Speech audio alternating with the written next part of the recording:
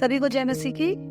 परमेश्वर का धन्यवाद हो, प्रभु ने फाइनली पहला पत्रस खत्म करके दूसरे पत्रस में एक बार फिर से अध्ययन करने का हमें मौका दिया। बहुत जरूरी है इन वचनों को डेली पढ़ना और डेली सीखना। आज हम लोग दूसरा पत्रस एक अध्याय उसका 1 और 2 और 3 वचन मनन करेंगे। उसके बाद हम लोग डिटेल डिस्कशन में जाएंगे। शमौन पत्रस की ओर से, जो यीशु मसीह का दास और प्रेरित है, उन लोगों के नाम जिन्होंने हमारे परमेश्वर और उद्धारकर्ता यीशु मसीह के धार्मिकता द्वारा हमारे समान बहुमूल्य विश्वास प्राप्त किया है। परमेश्वर की ओर हमारे प्रभु यीशु की पहचान के द्वारा अनुग्रह और शांति तुम में बहुतायत से बढ़ती जाए। आइए हम प्रार्थना करें। स्वर्ग और पृथ्वी को बनाने वाले परमेश्वर पिता, प्रभु, जब आप हमें अपने पहचान में बढ़ाना, बनाना, उठाना, उभारना चाहते हैं प्रभु, तो हम मांगते हैं प्रभु कि आप अपने आत्मा को हम पे उंडेलिए प्रभु, क्योंकि आपकी आत्मा के बिना इस बात को मान पाना प्रभु कि यीशु ही प्रभु है परमेश्वर, यह असंभव है। मांगते हैं प्रभु कि आपकी आत्मा की बहुतायत हम पर आए परमेश्वर पिता, और आपकी पहचान में हम बढ़ते जाएं, और जिन गहराइयों में आप हमें उतारना चाहते हैं प्रभु, हम उसमें उतरे, और जहां आप हमें ले जाना चाहते हैं प्रभु, वहां हम चलें, ताकि प्रभु आपकी मर्जी इन वचनों से हमारे जीवन में पूरी होने पाए। यीशु मसीह के नाम में मांगते हैं, आमीन। जो न्याय हमें मिलने वाला था, जो दंड हमें मिलने वाला था, वो उसने ले लिया। जो हम डिजर्व करते थे वो उसने ले लिया, और जो स्थान उसका था वो उसने हमें दे दिया। इसका मतलब ये नहीं है कि जो अनुग्रह या जो महिमा उसकी मेरे जीवन में प्रकट हुई मैं उसके लायक थी। नहीं, मैं उसके लायक कभी भी नहीं थी। मेरे काम कभी भी इस लायक नहीं थे कि वो मेरा नाम भी लेता। मेरे काम कभी भी इस लायक नहीं थे कि वो अपनी दया की दृष्टि मुझ पर करता। उसने ना केवल हमें बचाया, बल्कि स्वर्ग के स्थान में पहुंचने के लिए, सबसे सर्वोत्तम स्थान में पहुंचने के लिए उसने मुझ पे और आप पे दया की और हमें वहां पहुंचाया। मैं आपको बताना चाहती हूँ, आराम से अगर कोई इंसान गड्ढे में गिर रहा है, आपको दलदल में डूबता दिख रहा है, आप रस्सी डाल के उसे हाथ पकड़ के उसे खींच सकते हैं। वो ज्यादा गहराई तक डूब के आप गाड़ी मंगवा के, क्रेन मंगवा के उसे और मदद करके खींच सकते हैं। अगर आपने खींच लिया तो भी तो वो बच गया, पर खींच के उसके कीचड़ को साफ करके, नया कपड़ा पहना के, उस कीचड़ से निकाल के अपने महल में आप जो रख रहे हैं, ये कुछ यूनिक और कुछ एक्स्ट्रा ऑर्डिनरी है।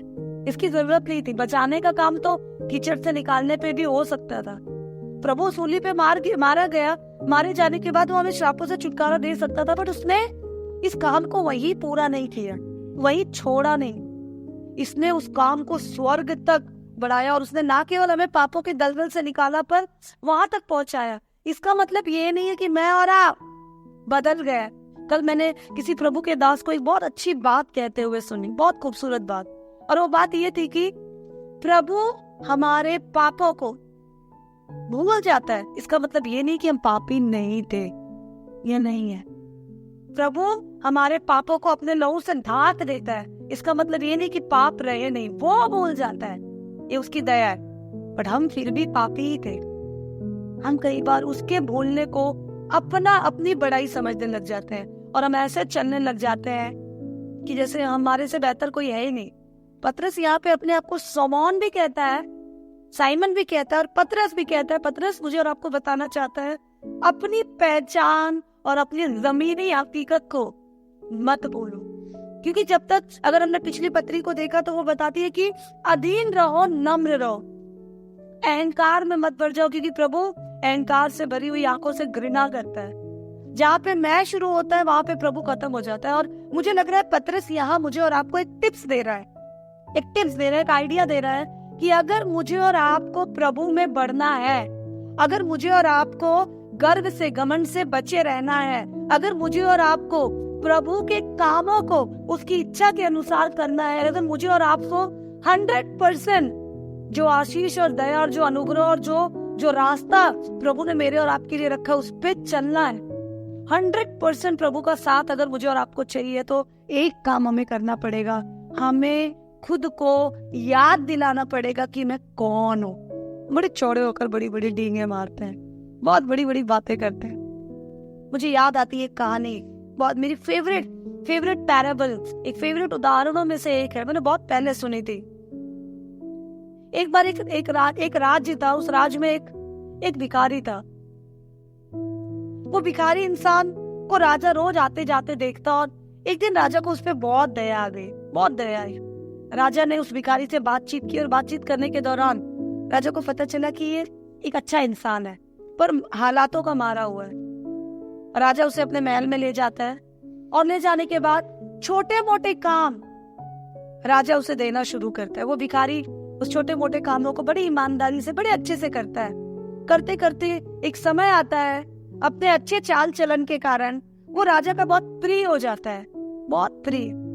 और प्रिय होने के कारण राजा उसके ओहदे को बढ़ाते जाता है। और एक समय आता है, वो भिखारी जो सड़क पे बैठकर भीख मांगा करता था, वो राजा का खजांची बन जाता है, द ट्रेजरर। उसकी संपत्ति को देखने वाला, राज्य में कितना धन आ रहा है वो देखने वाला, कितना जा रहा है वो देखने वाला।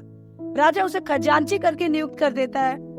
सब बहुत कुड़ते हैं, जो राजा के खास चेले चपेटे होते हैं, उन लोगों को बहुत दुख होता है कि ये कल का आया हुआ भिखारी आज इतने बड़े ओहदे पे बैठ गया।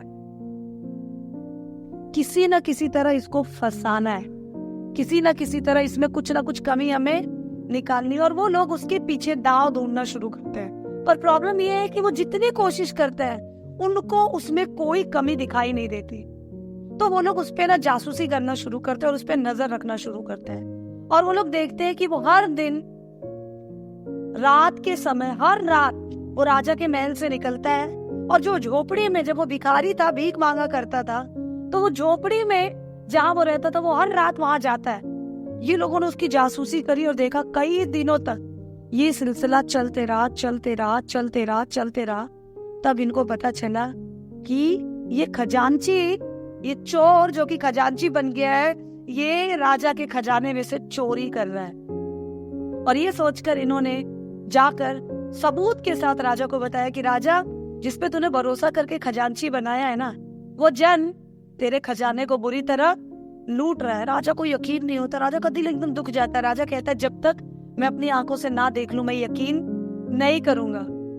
और राजा उस दिन ऐसा शो करता है जैसे मैं सो गया हूँ। और जब ये भिखारी, ये खजांची देखता है कि राजा और सारा महल, सबके लोग सो गए, तब ये उठ के चुपचाप दबे पैर महल से बाहर निकलता है और अपनी झोपड़ी की ओर जाता है। ये अपनी झोपड़ी की ओर जाता है, तब वो ये जो सारे कर्मचारी होते हैं, जो चुगलखोर कर्मचारी होते हैं, वो राजा को बोलते हैं राजा उठ। वो उठ कर गया अपनी झोपड़ी की ओर। राजा जाता है और जाते हुए देखता है, राजा इसके पीछे इसकी झोपड़ी की ओर पहुंचता है और देखता है इसने दरवाजा बंद किया। और एक सुराग से राजा देखता है कि इसने पेटी को खोला और थोड़ी देर बाद इसने पेटी को बंद कर दिया, करीब 10 मिनट बाद। तब राजा का दिल दुख जाता है कि ये मेरे खजाने से पैसे चोरी कर रहा है। राजा बहुत दुखी होता है और इसके बाहर आने का इंतजार करता है। जब बाहर आता है, राजा को देखकर ये दंग रह जाता है, राजा के हाथ जोड़ता है। राजा को कहता है राजा आप मेरे कुटिया में कैसे? राजा बोलता तू पहले सब बात छोड़, तू पहले बता तूने मेरे भरोसे को क्यों तोड़ा? ये कहता है नहीं राजा, मैंने आपके किसी भरोसे को नहीं तोड़ा। मैंने ऐसा कोई काम नहीं किया कि आपको मुझे अपॉइंट करने में, नियुक्त करने में, या आपको मेरे चुनाव में शर्मिंदगी हो। राजा कहता है तू रोज रात चुपके से यहाँ आकर क्या करता है? तू मेरे खजाने को लूट रहा है। ये कहता है नहीं राजा, इस बारे में मैं सोच भी नहीं सकता। तू एक बात बता, तेरे ऊपर कई दिनों से जासूसी की जा रही है, तू आकर अपने इस कुटिया में, इस झोपड़े में, उस बक्से में क्या रखता है? और आज मैंने अपनी आंखों से इस छेद में से, दीवार के इस होल में से देखा, तूने बक्सा खोला और कुछ रखा। उसको समझ आया कि बहुत बड़ा आरोप उसके ऊपर लगा है और वो जाता है, राजा को कहता है राजा जी आप आइए। वो अंदर झोपड़ी में ले जाता है और अपने बक्से को खुलवाता है। बक्से को खोलता है तो बक्से के अंदर कुछ नहीं, सिर्फ भिखारी का फटा पुराना कपड़ा था। राजा बोलते हैं अरे इसके अंदर तो कुछ नहीं है। तो ये फटा पुराना कपड़ा देखने यहाँ पर आता है। उसने कहा हाँ राजा, मैं आपके खजाने से चोरी नहीं कर रहा, मैं एक भिखारी हूँ। अपनी बहुत छोटी उम्र से मैं भीख मांग मांग के अपने जीवन को चला रहा था। अचानक से आपकी दया मुझ पे हुई, अचानक से आपने मुझे देखा, आपने मुझे एक सड़क के भिखारी से, जो पैसों को देखने के लिए तरसता था, आपने पैसों के बीच बिठा दिया, खजांची बना दिया। मैं इस बात में घमंडी ना हो जाऊं, मैं अपने औकात को, अपनी असलियत को याद रखूं, इसलिए हर रात मैं अपने घर आता हूँ और आने के बाद अपने इस भिखारी के कपड़े को एक बार अपने शरीर में डालता हूँ और खुद को कहता हूँ मैं अभी भी यही हूँ। वो जो वहां पर महल में मैं रंग बिरंगे कपड़े पहन रहा हूँ वो मेरी असलियत नहीं है। मेरी असलियत ये है कि मैं एक भिखारी हूँ, वो मुझ पर दया की गई है। कहीं वो दया को मैं अपना ओहदा समझ के घमंडी ना बन जाऊं। इसलिए राजा मैं हर रात खुद को अपनी सच्चाई, अपनी वास्तविकता याद, मैं वो शमौन हूं जिसने मत्ती 17 में प्रभु के रूपांतरण को, उसके महिमा के रूप को देखा, जो देखना दुर्लभ है, लोगों के लिए पॉसिबल ही नहीं है। मैं वो शमौन हूं। ये सब देखने के बाद भी मैं बहक गया, मैं भटक गया, मैं डर गया, मैंने प्रभु का इनकार किया। मैं जब प्रभु के पास पहली बार आया था, या जब प्रभु मेरे जीवन में पहली बार आया था, तो मेरी नाव खाली थी, मैं नंगा था, थका हुआ था, परेशान था। प्रभु ने मेरी नाव को मछली से भर दिया। ये मेरी काबिलियत नहीं है, प्रभु की दया है। मैंने 3 बार इनकार किया, फिर भी उसने मुझे इकरार करके स्वीकार किया। ये उसकी काबिलियत है, ये मेरी काबिलियत नहीं है, उसकी दया है। मैं डर गया और उसने मुझे निडरता का आत्मा दिया, फिर से खड़ा किया। ये उसकी काबिलियत है। दुनिया भर में आज मैं जहाँ जहाँ जाता हूँ, चाहे वो रोम हो, चाहे वो यरूशलेम की अलग अलग जगह हो, चाहे वो अन्य जातियों के बीच हो, ये जो सेवा मैं कर रहा हूँ, वो सेवा करने की औकात मेरी नहीं थी। मैं तो एक अनपढ़ हूँ। इसीलिए तो जब मुझे पहली बार पकड़वाया गया और यरूशलेम में मुझ पे जब न्याय के लिए मुझे खड़ा किया गया, तो सब लोगों ने, सारे सरदार आश्चर्य कर गए। उन लोगों ने सोचा, अरे अनपढ़ लोग, ये मछुआरे लोग, ये एकदम बेकार लोग, गंवार लोग, ये क्या कर रहे हैं, कैसे इतने बड़े बड़े काम कर रहे हैं। मैं आज प्रभु की दया से पतरस हूँ, एक पत्थर हूँ, एक रॉक हूँ, एक चट्टान का प्रतिरूप हूँ, रिप्रेजेंटेटिव हूँ, प्रॉक्सी हूँ। लेकिन मेरी असलियत ये चट्टान नहीं है। मेरी असलियत मेरा पतरस होना नहीं है, मेरी असलियत मेरा शिमोन होना है। इसलिए मैं शिमोन ही हूँ। पर ये जो लेयर ऊपर चढ़ी हुई है, ये प्रभु की है। तो मैं तुम्हें बताना चाहता हूँ, do not forget who you are. ये मत भूलो तुम कौन हो। रास्ते में चलते चलते हम लोग भूल जाते हैं प्रभु की दया को, उसके प्रेम को, उसके अनुग्रह को हम भूल जाते हैं। एक स्टेज आता है, हम सोचने लगते हैं मैं ही हूँ, मैं ही वो कर रहा। यीशु ने मुझे और आपको पाने के लिए, प्रभु से मिलाने के लिए सूली पे अपनी जान दे दी। अनजान के लिए कोई जान नहीं देता। उसने मुझे और आपको अपने परिवार का सदस्य बना। इसलिए परमेश्वर ने मुझे और आपको बेटा बेटी का, और उसने मुझे और आपको अधिकार दिया, हम लोगों को अधिकार दिया कि हम उसे आबा पिता कहकर पुकार सकेंगे। हम अपने आप को बड़ा समझने लग जाते हैं, हम अपने आप को मालिक समझने लग जाते हैं। हम अपनी आज की पहचान में हम प्रभु के अनुग्रह को और प्रभु की दया को अपनी बड़ाई समझने लग जाते हैं। उसके बचाए जाने को, उसने जो मुझे बचाया है, मैं और आप उसको अपनी काबिलियत समझने लग जाते हैं। बहुत जरूरी है हम इस बात को जानें कि अगर हम घमंड में नहीं गिरना चाहते, अगर हम अपनी जिंदगी में गिरावट में नहीं पड़ना चाहते, और अगर हम सिमोन से पतरस तक के अपने सफर को, इनकार से इकरार के अपने सफर को, प्रभु में, प्रभु को जानने से लेकर प्रभु के लिए जानने से जान देने तक के अपने सफर को बड़े ही तरीके से अगर पूरा करना चाहते हो, तो मैं आपको एक बात बताती हूँ, हमें खुद को याद दिलाना जरूरी है कि हम कौन है। टीवी में जैसे दिखाते हैं कर्ली हेयर, वेरी फेयर, ऐसे नहीं थे यीशु मसीह। यशायाह नबी की पत्री अगर 53 अध्याय हम पढ़े तो उसमें साफ साफ लिखा है, वो एक अंकुर सा फूट निकला जिसकी न सूरत थी न शक्ल थी। ऐसा नहीं था कि कोई उसे पसंद करता। यीशु मसीह बहुत हैंडसम, बहुत खूबसूरत नहीं था।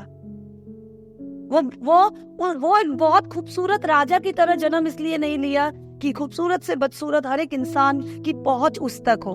उसने बदसूरत बनकर हमें खूबसूरत बना दिया। Can you just imagine? He was ugly. He was not very handsome, not very smart in face by look. अपने लुक से वो बहुत हैंडसम नहीं रहा। उसने हमारी बदसूरती को ले लिया ताकि वो हम खूबसूरत बन जाए। वो एक अंकुर सा फूट निकला। तो यीशु मसीह एक साधारण जन जब सामने आया, कोई बड़ा जन आए और हम सर झुकाए अदब से बात माने समझ आता है, पर एक साधारण जन आया, पतरस को जब बोला तो उसने आवाज सुनी, सुनकर पतरस ने बात मानी और जाल डाला।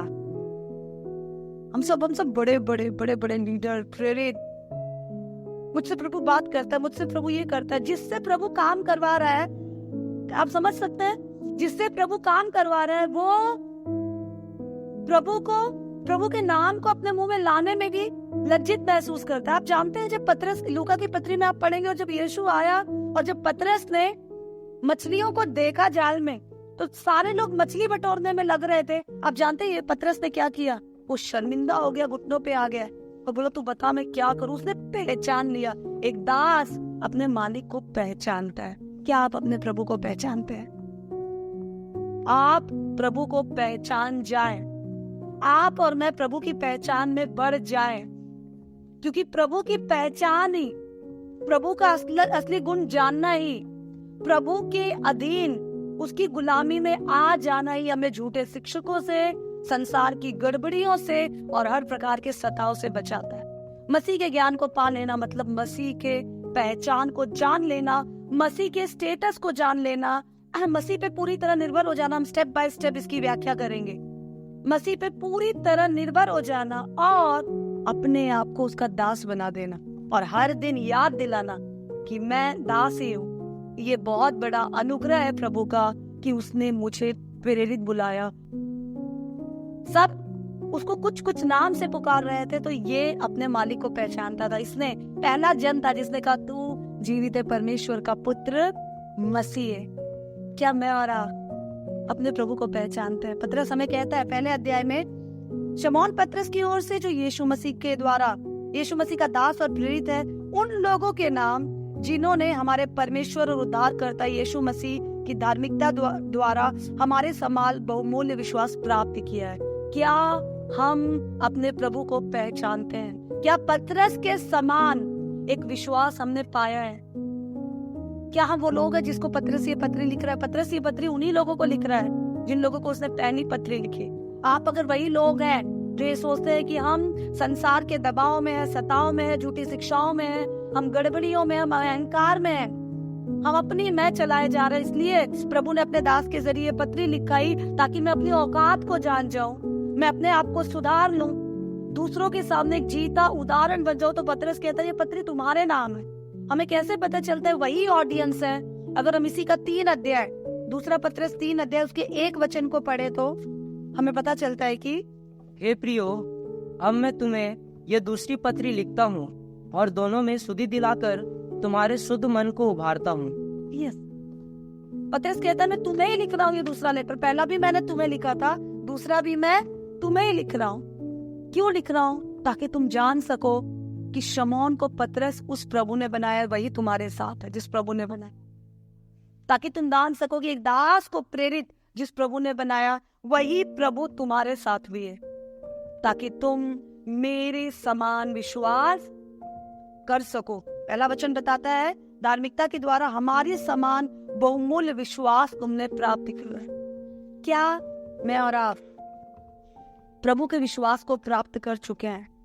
विश्वासी जीवन का एक प्रोसेस है, जस्टिफिकेशन, सैंक्टिफिकेशन एंड ग्लोरिफिकेशन। मैंने सोचा क्यों ना इस बात को एक बार फिर से आज बता दे कि अगर हमें पतरस की इस पत्री को अपने जीवन में सुनकर अगर हम ये सोच रहे हैं हम वो ऑडियंस है, हम वो जन है जिसको ये पत्री प्रभु लिखवा रहा है, तो क्या हम उस बड़े विश्वास में अगर है तो क्या ये सारे काम हमारे जीवन में हुए हैं? जस्टिफिकेशन का मतलब है प्रभु डिक्लेयर करता है, दोष मुक्त कर देता है हमें। प्रभु डिक्लेयर करता है कि मेरी बेटी या मेरे बेटे, आज तक तूने जो पाप किया, क्योंकि तू मेरे बेटे को अपना प्रभु गुरु उद्धारकर्ता स्वीकार कर रहा है, तू विश्वास कर रहा है कि तेरे पापों के लिए वो मारा गया, और तू इस बात पे दिल से यकीन करता है कि आदम से आने वाली मृत्यु से और तेरे कामों से आने वाले श्रापों से केवल मेरे बेटे का लहू तुझे आजाद कर सकता है, तो आज पूरब से पश्चिम जितनी दूर है उतने दूर मैं तेरे पाप कितने भी डार्क शेडेड, कितने भी गाढ़े क्यों ना हो, उससे गाढ़े लाल रंग का लहू उन पे लगा कर मैं तुझे दोष मुक्त कर दूंगा। और मैंने कल आपसे बताया था, इसका मतलब ये नहीं है हमारे पाप खत्म हो गए, इसका मतलब ये है वो भूल रहा है, उसने डिसाइड किया मैं याद नहीं रखूंगा। मैं याद नहीं रखूंगा अपने बच्चे के पाप को, अब मैं इसको नया समझकर याद रखूं।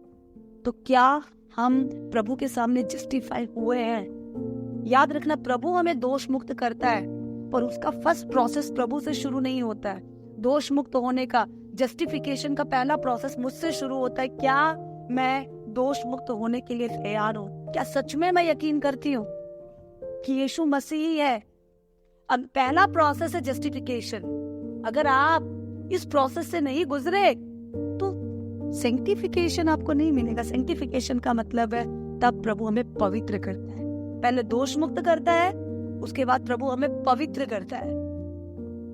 क्यों पहले दोष मुक्त करता है और फिर पवित्र करता है? क्योंकि हमारा परमेश्वर यहोवा अति पवित्र है। लय व्यवस्था की पत्री बताती है, मैं यहोवा अति पवित्र हूँ, इसलिए तुम मेरे लिए पवित्र बनो। तो अगर ये पत्री मेरे लिए है तो मुझे जांचना जरूरी है, क्या मैं वो ऑडियंस हूँ जो दोष मुक्त की गई हूँ, जिसने अपने दोषों को मान लिया, जिसने उसने लहू के ताकत को स्वीकार किया? क्या मैं नम्र बन के उसकी गुलामी के लिए अपने आप को दे चुकी हूँ?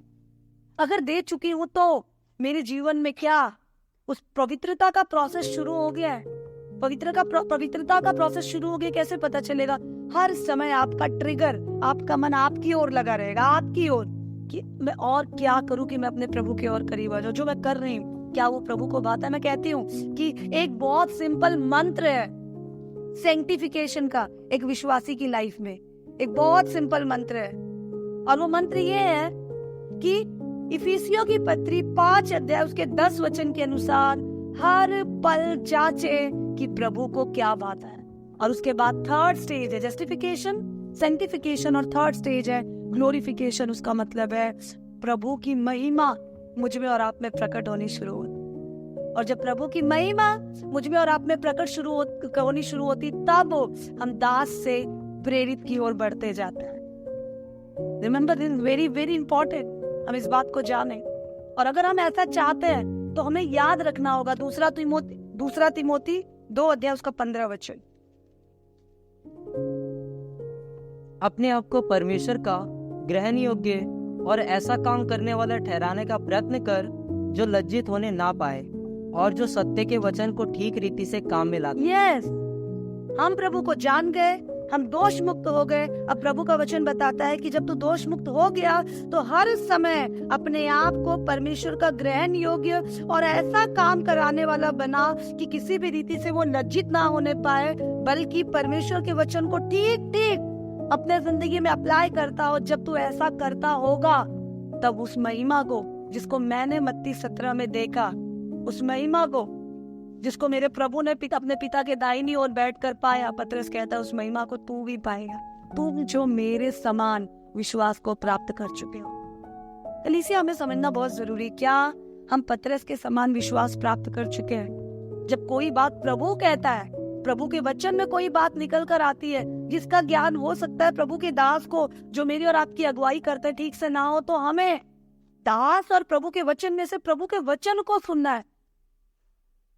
हम लोगों से कहते हैं कि आप प्रार्थना करो यीशु चंगाई देगा, नहीं नहीं, जब वो भैया प्रार्थना करेंगे तो ही चंगाई मिलेगी। वो मेरी फेवरेट दीदी है, वो मेरी फेवरेट दीदी प्रार्थना करेंगी तो चंगाई मिलेगी। वो फेवरेट दीदी का यीशु अलग है, वो फेवरेट भैया का यीशु अलग है।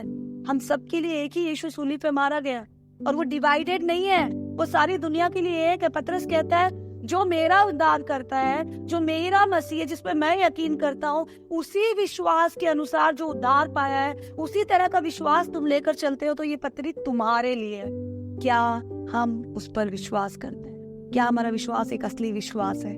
क्या हमारा विश्वास एक बड़ा विश्वास है? क्या हमारा विश्वास प्रभु और उसके कामों पर है, या हम भी अभी भी आशीषों को पकड़े हुए? क्या हमारा विश्वास एक दास के नए विश्वास? एक दास का विश्वास ऐसा ही होता है, मैं कुछ भी नहीं हूँ, मैं शब्द उसकी डिक्शनरी में ही नहीं है। I think this is a very good point. Das की डिक्शनरी में मालिक शब्द है, मैं शब्द नहीं है। प्रभु खरा है, सत्य वही है। यीशु ने नहीं कहा आई एम ऑल ट्रूथ, मैं भी सच हूँ, मैं एक सच हूँ नहीं। यीशु ने कहा आई एम द ट्रूथ, मैं ही सच हूँ।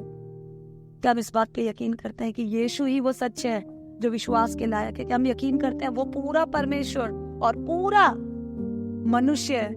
कुछ लोग बोलते नहीं यीशु परमेश्वर का बेटा है, पर वो पूरा परमेश्वर नहीं है। नहीं है, वो पिता पुत्र पवित्र आत्मा त्रिएक परमेश्वर में परमेश्वर का एक अंश यीशु मसीह। इसीलिए वचन बताता है, यूहन्ना नबी की पत्री 1:1 से हम पढ़ेंगे, आदि में वचन था, वचन परमेश्वर के साथ था, वचन ही परमेश्वर था। यीशु है। क्या हम इस बात पे यकीन करते हैं? ये यीशु को हम कुछ और रूप में देखते हैं। हमने यीशु को अपना बीड़ू बना रखा है, अपना दोस्त। अरे अपना दोस्त है यार, सब चल जाएगा इसको। नहीं, वो परमेश्वर का बेटा है, वो परमेश्वर है, त्रिएक परमेश्वर का एक अंश है वो। क्या हम इस बात पे यकीन करते हैं? अगर हम यकीन करते हैं तो ये पत्री मेरे और आपके लिए। अगर हम यकीन करते हैं तो हम उस जस्टिफिकेशन और जस्टिफिकेशन प्रोसेस से गुजर चुके हैं। सेंटिफिकेशन, उस पवित्रता के प्रोसेस में हम चलते जा रहे हैं, क्योंकि हमें यकीन है कि इस प्रोसेस के बाद वो महिमा मेरे जीवन में प्रभु प्रकट करेगा जो उसने पतरस के जीवन में प्रकट।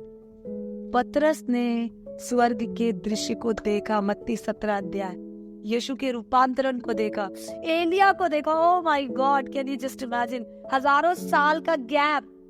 पतरस एलिया के जन्म के बहुत सालों बाद पैदा हुआ, उसने एलिया को देखा और कहता मैं एलिया के लिए एक टेंट लगाऊं। Can you imagine? वो काम, वो बहुतायत, वो भरपूरी, वो असली विश्वास, वो आंखें खोलना केवल उनके जीवन में होता है जो प्रभु के दास है। और जो पतरस की नाई, उन दासों की नाई जो अपनी जान देने तक विश्वास योग्य रहे और जिन्होंने यीशु के पद चिन्हों को छोड़ा नहीं। ट्रैक के साइड में नहीं थे, वो लोग ट्रैक पे भाग रहे थे। मुझे और आपको एक दास के रूप में प्रभु देखना चाहता, इसलिए क्योंकि वही हमारी असली पहचान है। पतरस की नाई, वो बड़ा फेथ, वो बड़ा विश्वास। हमारा विश्वास हमें प्रभु की ओर ले जाएगा। हमारे लिए एक बात जानना जरूरी है, जिस बात से मैं खत्म करना चाहूंगी और कल इसी से हम शुरुआत करेंगे।